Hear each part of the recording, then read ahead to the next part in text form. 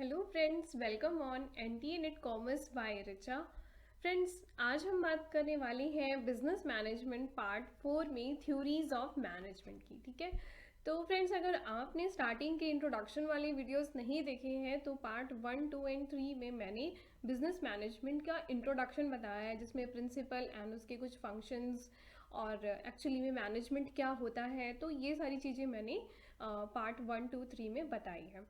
ठीक है, तो आज हम बात करने वाले हैं बिजनेस मैनेजमेंट की थ्योरीज के बारे में। ठीक है, तो बेसिकली बिजनेस मैनेजमेंट की थ्योरीज जानने से पहले हम ये जान लेते हैं कि आखिर थ्योरीज क्या होती है। ठीक है, आप देखते होंगे कि हमने बचपन में बहुत टाइम से साइंस में या कॉमर्स स्ट्रीम में जिस भी स्ट्रीम से आप हैं, आपने कई सारी थ्योरीज पढ़ी होगी। आखिर में थ्योरीज क्या होती है? तो थ्योरी फ्रेंड्स ज़्यादा कुछ भी नहीं होता, बस जो ऑथर होते हैं, जो साइंटिस्ट होते हैं, वो अपनी आइडियाज़ को जर्नलाइज करते हैं और उन आइडियाज़ को जर्नलाइज करने के लिए वो एक थ्योरी के फॉर्म में डेवलप कर देते हैं उसे। ठीक है, जो कि कंप्लीट अंडरस्टैंडेबल हो और हम उसको अपने ऑर्गेनाइजेशन में या फिर अपने वर्क में उसको इम्प्लीमेंट कर सकें। ठीक है, तो आज हम बात करने वाले हैं मैनेजमेंट की थ्योरीज के बारे में। ठीक है, तो स्टार्ट करते हैं। देखिए, जो थ्योरीज ऑफ मैनेजमेंट है उसका क्लासिफिकेशन हम करते हैं दो बेसिस पे। एक हम करते हैं ट्रेडिशनल के बेसिस पे और दूसरा होता है हमारा मॉडर्न एरा। ठीक है, तो ट्रेडिशनल में फ्रेंड्स हमने सिर्फ तीन तरीके से पढ़ना है। प्री साइंटिफिक, क्लासिकल और नियो क्लासिकल को हम देखेंगे एंड मॉडर्न एरा में हम मॉडर्न थ्योरीज को देखेंगे। ठीक है, मॉडर्न में सिर्फ मॉडर्न ही आपकी आएंगी, मॉडर्न थ्योरीज ही होंगी, बट ट्रेडिशनल में हमारी basically classical and neo classical approach को हम देखेंगे। ठीक है, अब हम देखते हैं यहाँ पर कि एक प्री साइंटिफिक कुछ थ्योरी है।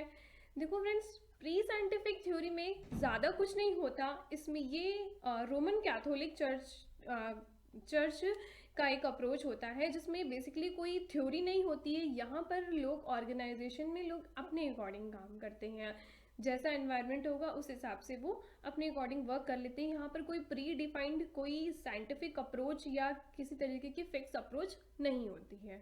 ठीक है, तो इससे कोई क्वेश्चन नहीं आता एग्जाम में। बेसिकली जो क्वेश्चन आपके बनते हैं वो क्वेश्चन आपके बनते हैं क्लासिकल, नियो क्लासिकल और मॉडर्न से बनते हैं। ठीक है, अब क्वेश्चन की बात मैंने कर ही ली है तो मैं आपको बता दूं कि थ्योरी हम पढ़ने जा रहे हैं, तो थ्योरी से जो क्वेश्चंस आते हैं एग्जाम में, बेसिकली आपके जो क्वेश्चंस बनते हैं वो क्वेश्चन बनते हैं कि ये पूछ लिया जाए डायरेक्टली कि थ्योरी, उसका नाम और उसका राइटर, उसका ऑथर, कि किसने ये थ्योरी दी। ठीक है, और दूसरे टाइप के क्वेश्चन बनते हैं कि कुछ कॉन्सेप्ट उठा लिया और ये पूछ लिया कि ये कॉन्सेप्ट जो है किस थ्योरी का है, या फिर कुछ कॉन्ट्राडिक्टरी कॉन्सेप्ट होते हैं थ्योरीज के, अलग अलग थ्योरीज के, तो एक थ्योरी का कॉन्सेप्ट दूसरे थ्योरी की कौन सी पॉइंट को कॉन्ट्राडिक्ट करता है, इस टाइप से क्वेश्चन बनते हैं। तो फ्रेंड्स ज़्यादातर क्वेश्चन आपके ऐसे ही बनते हैं।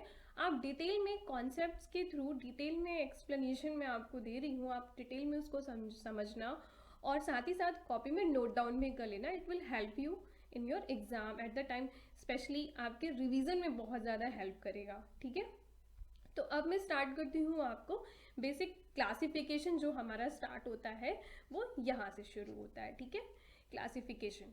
अब जो क्लासिफिकेशन है हमारा थ्योरी का, क्लासिकल थ्योरी होगी, नियो क्लासिकल थ्योरी होगी और मॉडर्न अप्रोच होगी। ठीक है, तो जो क्लासिकल थ्योरी है इसमें हम तीन थ्योरीज को देखेंगे। क्लासिकल में सिर्फ तीन थ्योरीज होगी। पहली होगी हमारी साइंटिफिक अप्रोच। ठीक है, साइंटिफिक अप्रोच आई थिंक आप लोग को याद होगा, साइंटिफिक अप्रोच FW टेलर ने दिया था। ठीक है, उसके बाद हम पढ़ेंगे एडमिनिस्ट्रेटिव अप्रोच। ठीक है, एडमिनिस्ट्रेटिव अप्रोच आपका हेनरी फेयोल ने दिया था। एंड देन हम पढ़ेंगे ब्यूरोक्रेटिक अप्रोच। ब्यूरोक्रेटिक अप्रोच दी थी मैक्स वेबर ने। ठीक है, आप घबराइए नहीं, सारी थ्योरी हम डिटेल में पढ़ेंगे विद प्रॉपर एक्सप्लेनेशन। बस वन बाय वन हम यहाँ पर आपको बता देते हैं इस फ्लो चार्ट के थ्रू कि कितनी थ्योरी आपको पढ़नी है और इनका क्लासिफिकेशन प्रॉपर वे में। ठीक है, एंड नियो क्लासिकल अप्रोच में होती है हमारी बिहेवियरल अप्रोच और ह्यूमन रिलेशन अप्रोच। ठीक है, behavioural and human relation approach. Then आती है हमारी मॉडर्न थ्योरी। मॉडर्न थ्योरी में हम पढ़ते हैं quantitative approach, system approach and contingency approach. ठीक है, ये हम one by one sequence wise पढ़ेंगे। पहले क्लासिकल की सारी थ्योरीज देखेंगे, then neo classical and then modern approach. ठीक है, तो अब हम स्टार्ट करते हैं क्लासिकल थ्योरी। ठीक है, तो क्लासिकल थ्योरी क्या होती है? Classical management theory was introduced during the industrial revolution.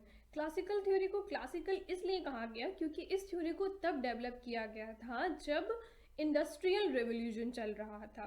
ठीक है, जिस टाइम पे वर्ल्ड में इंडस्ट्रियल रिवॉल्यूशन चल रहा था उस टाइम पे ये थ्योरी आई। ठीक है, at the time manager were interested finding the way to improve productivity. उस टाइम पर लोग फोकस करते थे, जो मैनेजर थे वो फोकस करते थे कि किस तरीके से हमारी प्रोडक्टिविटी इंप्रूव हो। ठीक है, अब प्रोडक्टिविटी कैसे इंप्रूव हो सकती है? हम अपने प्रोडक्शन कॉस्ट को लो कर सकते हैं, इंक्रीज कर सकते हैं, क्वालिटी ऑफ प्रोडक्ट्स को इम्प्रूव कर सकते हैं, जो एम्प्लॉयज़ के बीच का रिलेशन है उसको इम्प्रूव कर सकते हैं, किसी भी तरीके से उनको अपनी एफिशिएंसी को इंक्रीज करना होता है।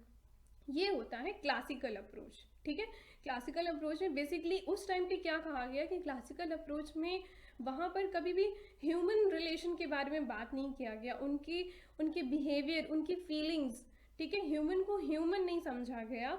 उस टाइम पे जब क्लासिकल अप्रोच थी उसमें सिर्फ और सिर्फ इतना माना गया कि human man is like a machine. ठीक है, हम इतना इनपुट डालें और इतना आउटपुट मिले। ठीक है, केवल ऐसा ही होता था क्लासिकल अप्रोच में, मतलब कि जैसे इतना काम लेना है तो हमें केवल पैसा देना है, काम कराना है, पैसा देना है, काम कराना है। There is no human feelings, कुछ भी ह्यूमन के जैसा बात नहीं होता था वहाँ पर। ठीक है, क्लासिकल थ्योरी में हमारा होता है साइंटिफिक थ्योरी। ठीक है, scientific, administrative and bureaucratic theory. ठीक है, तो साइंटिफिक थ्योरी हमारी दी थी एफ.डब्ल्यू. टेलर ने। ठीक है, इसको ध्यान रखना नाम, साइंटिफिक एफ.डब्ल्यू. टेलर यानी साइंटिफिक अप्रोच। ठीक है, एंड एडमिनिस्ट्रेटिव हेनरी फेयोल ने दिया था, और ब्यूरोक्रेटिक हमारी जो थ्योरी थी वो मैक्स वेबर ने दी थी। वन बाय वन इन सभी थ्योरी को हम कवर करेंगे। ठीक है, एफ.डब्ल्यू. टेलर ने जो साइंटिफिक मैनेजमेंट के फादर हैं, ठीक है, आप इसे नोट डाउन कर लो, एफ.डब्ल्यू. टेलर जो साइंटिफिक मैनेजमेंट के फादर हैं, उन्होंने 4 प्रिंसिपल दिया। ठीक है, 4 प्रिंसिपल के बारे में इन्होंने बात किया। ठीक है, एंड देन हम देखते हैं हेनरी फेयोल।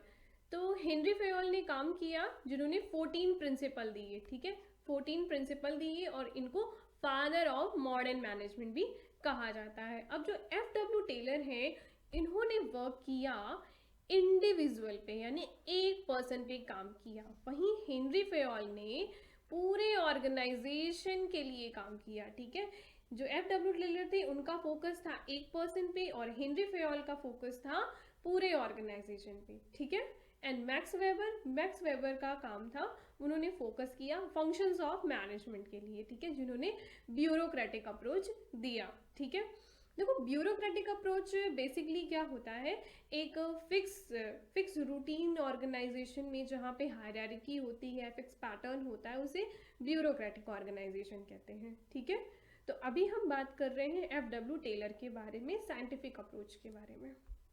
साइंटिफिक अप्रोच में इसमें हम इस वीडियो में देखेंगे इंट्रोडक्शन। ठीक है, साइंटिफिक मैनेजमेंट का इंट्रोडक्शन देखेंगे। ठीक है, और साइंटिफिक मैनेजमेंट के प्रिंसिपल को भी कवर करेंगे। ठीक है, इनका जो 4 प्रिंसिपल दिया है इन्होंने, उस प्रिंसिपल को कवर करेंगे। एंड देन 5 टेक्निक जो है साइंटिफिक मैनेजमेंट की, इसको हम दूसरे वीडियो में देखेंगे और साथ ही साथ उसका क्रिटिसिज्म भी कवर करेंगे। ठीक है, तो अभी स्टार्ट करते हैं। साइंटिफिक मैनेजमेंट क्या है? देखो साइंटिफिक मैनेजमेंट जो एफ.डब्ल्यू. टेलर ने बताया, इन्होंने कहा कि management is an art of knowing thing what you want to do. जो भी काम हम करना चाहते हैं, इट मीन्स कि जो भी हमारा गोल है उस गोल को अचीव कैसे किया जाए, एक बेस्ट वे, उस काम को करने का हम पहले बेस्ट वे और चीपेस्ट मेथड आइडेंटिफाई करें और उस वे से करें तो हम अपने गोल को अचीव कर लेंगे। And it is the art, ठीक है, of doing thing done in best and cheapest way. अब साइंटिफिक अप्रोच को ट्रेडिशनल अप्रोच कहा जाता है। ऐसा क्यों कहा जाता है? क्योंकि साइंटिफिक अप्रोच जब आई उस समय कोई भी थ्योरी नहीं थी हमारे पास। ठीक है, हमको उस समय कोई भी थ्योरी मैनेजमेंट की नहीं प्रोवाइड की गई थी। And the management is shop floor level. ये जो पर्सन है, जो साइंटिफिक मैनेजमेंट है, इसको हम मान सकते हैं कि ये शॉप फ्लोर लेवल इसलिए है क्योंकि इसको इनके नाम से याद रखते हैं कि ये टेलर ने दिया था। तो भाई वो इंडिविजुअल पे काम किया, शॉप फ्लोर लेवल पे काम किया, मतलब लोअर लेवल पे काम किया, क्योंकि ये फोकस कर रहे थे इंडिविजुअल पे, ठीक है, एक सिंगल पर्सन पे, वन पर्सन पे, ठीक है। तो इनका काम था लोअर लेवल पे फोकस करना। He is using scientific method to doing things, to मतलब किसी भी काम को करने के लिए उन्होंने डिफाइन किया कि one single way, one best वे सॉरी फ्रेंड, इन्होंने कहा कि वन बेस्ट वे है, काम को करने का तरीका एक ही बेस्ट मेथड हो सकता है, और उस बेस्ट मेथड को आइडेंटिफाई करो, ठीक है, डे बाय डे जो भी चेंजेस आ रहा है उसके हिसाब से। And putting the right person on the job with correct tool and equipment. देखिए, एक ऑर्गेनाइजेशन में डिफरेंट वर्क होते हैं और डिफरेंट स्किल के पर्सन होते हैं, तो हमें उसकी पर्सन के स्किल के अकॉर्डिंग उसके जॉब को प्रोवाइड कर देना चाहिए with proper tools and equipments, ठीक है। और उन्होंने कहा having a standardise method of doing the job. आप क्या करो, एक पहले तो जो भी काम है उस काम को करने का best method, one best method find out करो, एंड वन बेस्ट मेथड जब आइडेंटिफाई हो जाएगा तो उसको स्टैंडर्डाइज कर दो, ठीक है। And then provide an economic incentive to the worker. उन्होंने कहा कि अगर हम प्रॉपर इंसेंटिव्स प्रोवाइड करवाएंगे अपने वर्कर को तो हम उनसे बेस्ट आउटपुट ले सकते हैं, ठीक है। NF टेलर ने कुछ बुक्स लिखी, उन बुक्स के नाम यहाँ पर है। Principle of scientific management, principle of scientific management की जो बुक है वो उन्होंने लिखी। शॉप मैनेजमेंट के बारे में बताया एंड पीस रेस सिस्टम के बारे में उन्होंने बताया, इस पर उन्होंने एक बुक भी लिखी। तो फ्रेंड्स, यहाँ से भी क्वेश्चन एक बार आ चुका है, बुक का नाम और उनकी ऑथर का नाम पूछा था। इन दिस बुक, अब जो ये बुक है आपकी प्रिंसिपल ऑफ साइंटिफिक मैनेजमेंट, ये काफ़ी फेमस बुक है, ठीक है। इस बुक में बेसिकली उन्होंने फोकस किया था प्रोडक्टिविटी पे, ठीक है, कि हम अपनी प्रोडक्टिविटी को कैसे इम्प्रूव करें। तो उन्होंने बताया कि if job were optimise and simplified, अगर हम काम को ऑप्टिमाइज करवा दें या सिंपल वे में बता दें, समझा दें अपने वर्कर को और अपना काम भी सिंप्लीफाई कर दें, तो हम उनसे बेस्ट आउटपुट ले सकते हैं, सबसे ज़्यादा हमारी प्रोडक्टिविटी इंक्रीज हो सकती है, ठीक है। एंड देन हम स्टार्ट करते हैं अब प्रिंसिपल, जो हमने स्टार्टिंग में देखा था, 4 प्रिंसिपल के बारे में हमने बात किया था, ये वही 4 प्रिंसिपल है आपके सामने, ठीक है। तो पहला है science not rule of thumb. हर काम को करने के लिए उन्होंने क्या कहा, साइंस इम्प्लीमेंट करो, एक बेस्ट रूल ऑफ थंब नहीं होगा वहाँ पे, ठीक है। एंड नेक्स्ट है हार्मोनी नॉट डिस्कार्ड, मतलब कि बायसनेस मत रखो, झगड़ा लड़ाई मत करो, एनवायरनमेंट में हार्मोनी रखो, ठीक है। सिंप्लीफाइड होना चाहिए, बहुत ही अच्छा एनवायरनमेंट, हेल्दी एनवायरनमेंट रखो ऑर्गेनाइजेशन में, ठीक है। एंड कोऑपरेशन नॉट इंडिविजुअलिज्म, क्योंकि ऑर्गेनाइजेशन है तो ऑर्गेनाइजेशन में हम किसका गोल रखेंगे, ऑर्गेनाइजेशन का गोल होगा, ठीक है। जो भी गोल होगा वो एक पूरी कंप्लीट टीम का गोल होगा, मतलब ऑर्गेनाइजेशन के सभी मेंबर का गोल होगा, किसी एक इंडिविजुअल के गोल के बारे में यहाँ पर बात नहीं होगी, ठीक है। एंड देन आता है हमारा डेवलपमेंट, ठीक है, development of every person, development of every person, हर पर्सन के डेवलपमेंट के बारे में बात की, to his greatest efficiency and prosperity, मतलब कि जब हम हर पर्सन के डेवलपमेंट के बारे में बात करेंगे, उनके ग्रोथ के बारे में बात करेंगे, तो हम ज़्यादा से ज़्यादा आउटपुट ले सकते हैं हर पर्सन से, जो भी हमारा वर्कफोर्स है, ठीक है। तो अब देखते हैं science not rule of thumb. Science not rule of thumb ये क्या है, Taylor believe that to perform any task efficiently, ठीक है, हर काम को बहुत ही अच्छे ढंग से किया जा सकता है, ठीक है। There is only one best way, ठीक है, इस बात पे ध्यान रखना कि यहाँ पर क्या कहा है, only one best possible method. यहाँ पे क्वेश्चन आ चुका है तो इसलिए अब मैं इसको फोर्स कर रही हूँ, there is only one best possible method, केवल एक बेस्ट पॉसिबल मेथड है। किसी भी काम को करने के जितने भी तरीके हैं उनमें कुछ ना कुछ चेंज लाओ और एक बेस्ट मेथड आइडेंटिफाई करो, ठीक है। Standard way of carrying out particular task each time, हर समय एक स्टैंडर्ड वे होना चाहिए। जैसे चेंजिंग एनवायरनमेंट के साथ आप अपने जो भी आपका फिक्स है काम करने का तरीका, उसमें चेंजिंग एनवायरनमेंट के साथ चेंज लेकर के आओ और बेस्ट वे से उस काम को करो, ठीक है। He applied science instead rule of thumb, उसने हर जगह पे क्या कहा कि जॉब को स्टैंडर्डाइज करना है, सिंप्लीफाई करना है, साइंस को इम्प्लीमेंट करना है, एक फिक्स रूल ऑफ थंब को नहीं फॉलो करना है, ठीक है। Worker get specialised way of performing the task, जब भी वर्कर को काम दिया जाए तो उसको स्पेशलाइज्ड वे में, मतलब कि आप ये समझ लो कि जिस पर्सन के पास जो भी स्किल है उस स्किल के अकॉर्डिंग उसको जॉब प्रोवाइड कर दिया जाए, ठीक है। सो अगर हम उसके अकॉर्डिंग उसको काम देंगे तो क्या होगा, यहाँ पर वेस्टेज, टाइम, कॉस्ट, मनी, हर एक चीज का वेस्टेज कम होगा, अपनी वेस्टेज को हम रिड्यूस कर पाएंगे, ओके। देन आता है हार्मोनी नॉट डिस्कार्ड, मतलब भाई ऑर्गेनाइजेशन में लड़ाई झगड़ा मत करो, आराम से सबकी सहमति के साथ कोऑपरेट होकर के अच्छे से काम करो, ठीक है। Taylor emphasise on maintaining peace, ठीक है। यहाँ पर क्या है, कौन सा पीस है, शांति वाला पीस है, ठीक है, शांति होनी चाहिए, harmony at the work place.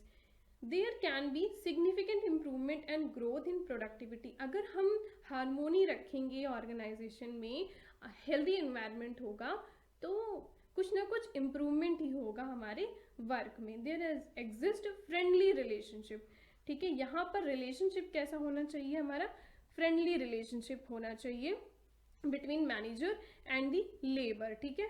यहाँ पे सिर्फ और सिर्फ ऐसा नहीं है कि हम वर्कर को बोलें कि वहाँ पर उनके बीच में हेल्दी एनवायरनमेंट होगा, नॉट इवन वर्कर, यहाँ पे वर्कर मैनेजर के साथ में रिलेशनशिप हो, चाहे वर्कर का आपस में हो या फिर मैनेजमेंट का आपस में हो, इन सभी के साथ एक अच्छा रिलेशन होना चाहिए सबके बीच में। There should be mental revolution, क्योंकि यहाँ पर जब हार्मोनी होगी, मतलब जो भी मेंबर, जो भी पर्सन वर्क, जो भी वर्कर हैं उनको एक फैमिली मेंबर की तरह जब ट्रीट किया जाएगा, हर इंसान को फैमिली मेंबर की तरह ट्रीट किया जाएगा, तो वहाँ पे डिस्कार्ड नहीं होगा, वहाँ पे मेंटल रिवोल्यूशन होगा, हार्मनी होगी, ठीक है।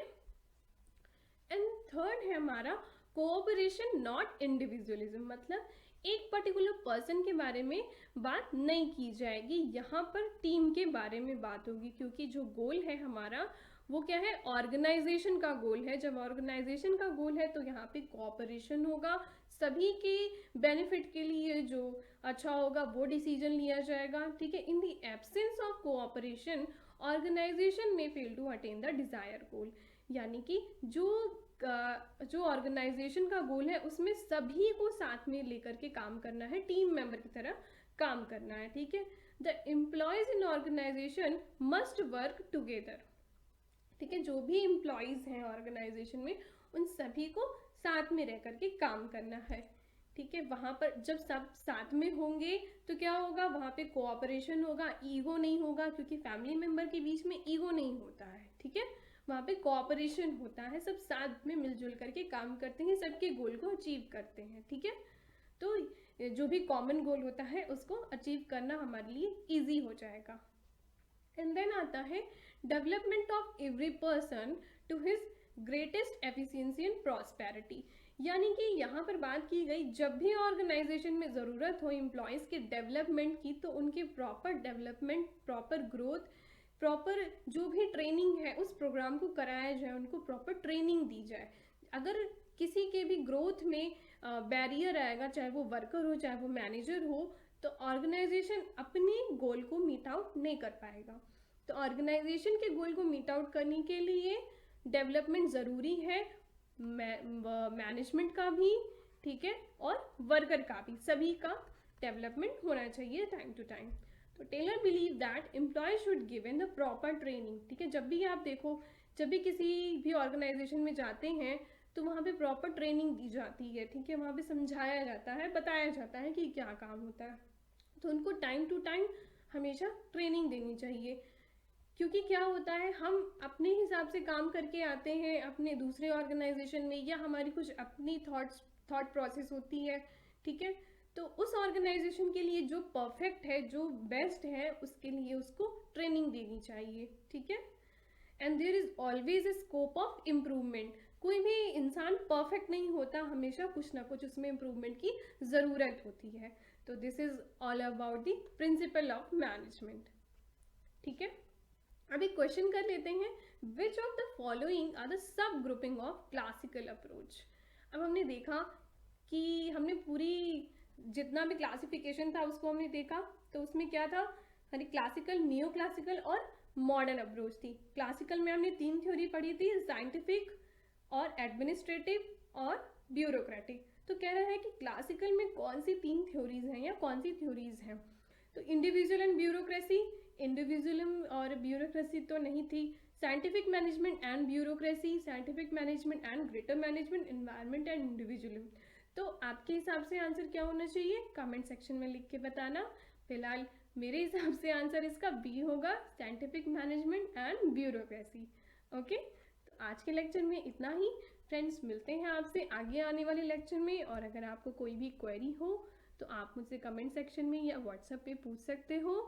और अगर आपको ये मेरी सीरीज़ अच्छी लग रही हो तो please subscribe my channel, and thank you for watching my video.